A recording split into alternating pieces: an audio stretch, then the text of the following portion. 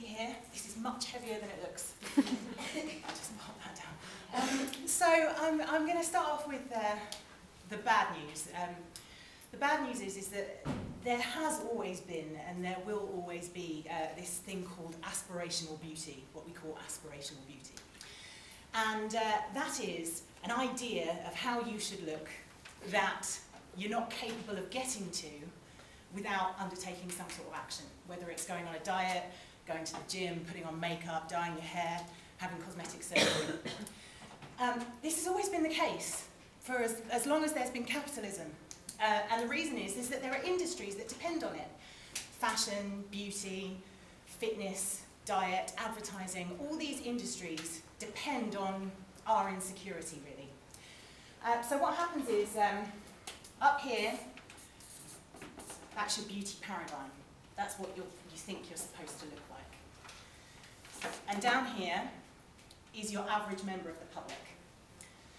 So I'm just going to draw a little stick person here. Okay.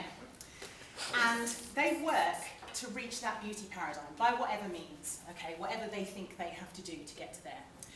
And eventually they will catch up to it. So in the 1950s, for example, let's say you wanted to look like Marilyn Monroe. So you might get her hair cut and start curling your hair and wearing red lipstick.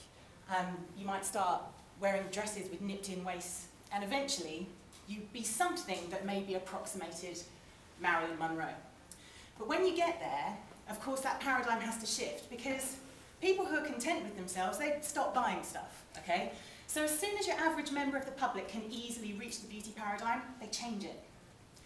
And they make it harder for you to get to that thing that is considered to be attractive. And this has always happened. But there's two things that are happening now, today, which are accelerating this process, okay?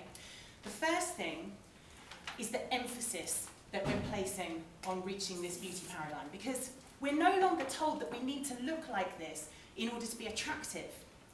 We're told we need to look like this in order to be accepted, in order to be valued, in order to be successful, in order to be loved, actually. We're told that we have to look like this. The other thing that's happening that's accelerating this process is scientific advances. Okay, so now your average person can get surgery.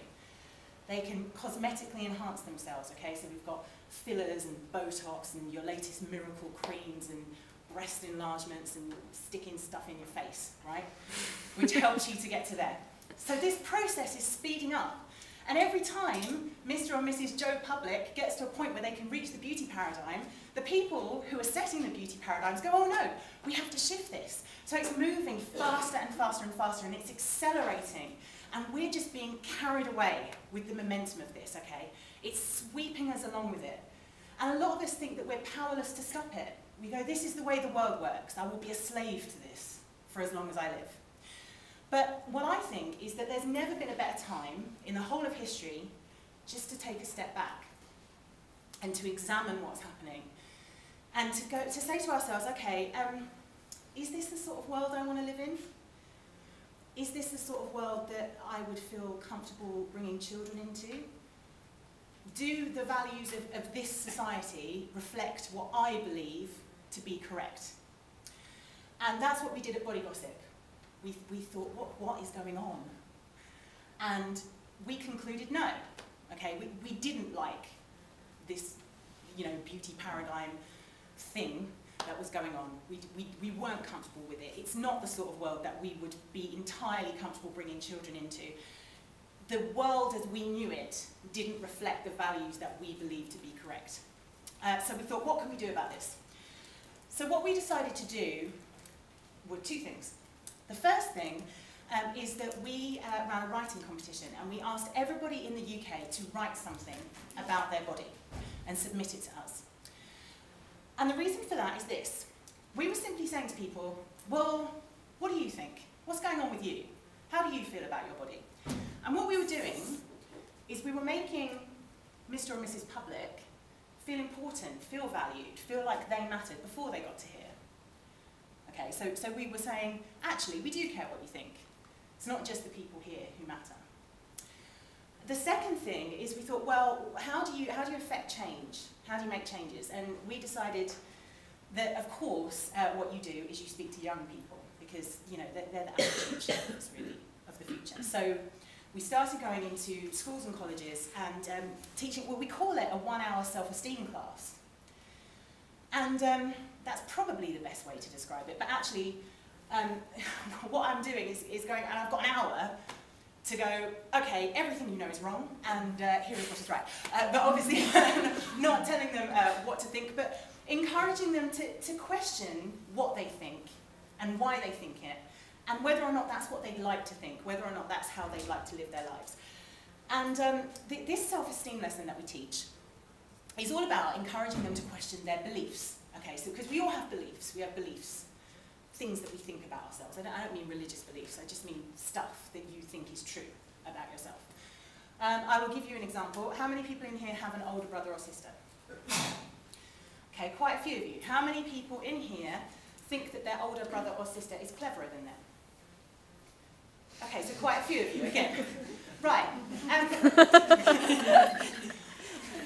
That belief that your older brother or sister is cleverer than you is bollocks, right? I'll tell you that now.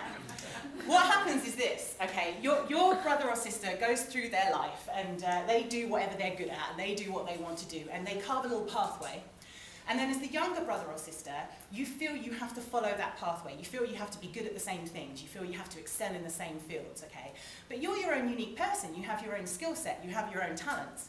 You're never going to be good at being someone else, okay? But over time, that converts to the belief, I'm a bit stupid, okay? The amount of times I talk to people, and mid-conversation, they'll go, oh yeah, because of course I've never been that bright.